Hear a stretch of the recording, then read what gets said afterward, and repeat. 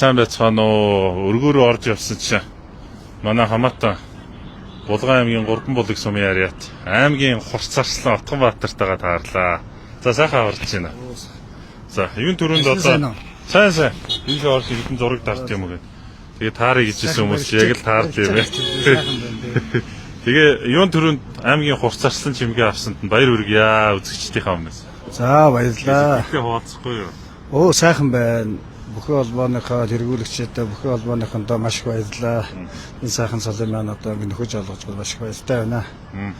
Ирэмбэнд оруулж өгсөн маш их өндөр сэтгэлтэй өндөр байна. Барилж байгаа арслангуудаа бүгдийг мандаж штэ тий. За Бадрангуу арслан гэдэг энэ ороо. Одоо шууд нөгөө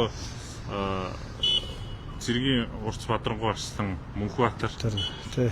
Тэгээд Сүхбаатар аймгийн юм билээ. Баярхүү. Тэр хоёрын арслан тий. За зөвхөн мундаг биш тэ амжилтаа ингээд үнэлүүлээд тэгээд би одоо өмнөөс нь баярлаад байна. Гэсэн энэ хүмүүс маань ингээд эмоц гарахгүй. Би ч баг ингээд нөлөөс идэгдэж ш. Тэгээд өчигдөр жагсаа гараад ирэхэр ч яста гоё байлээ штэ. Тэгээ би ч яг одоо үзэгчд маань мэдж байгаа байлгүй. Нуулгүй хэлэхэд бас хэдэн жилийн өмнөөс л ингээд явж исэн.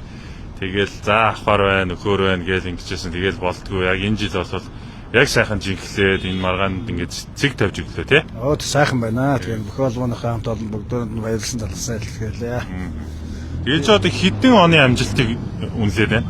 Чи 2016 оноос сахимжтай наадам гэдгээр ингэж хийж гаргаж ирсэн тий. Одоо бол ер нь тухайн наадмууд барилдсан бүгчүүд цол олгоо яваад байгаа тий. Яг одоогийн дүүргүүдэд цол одоо нэг тэднээс цол олгоо эхэлсэн шүү дээ. Тэгээд төдөлж ачмаараа л явж байгаа. Тий.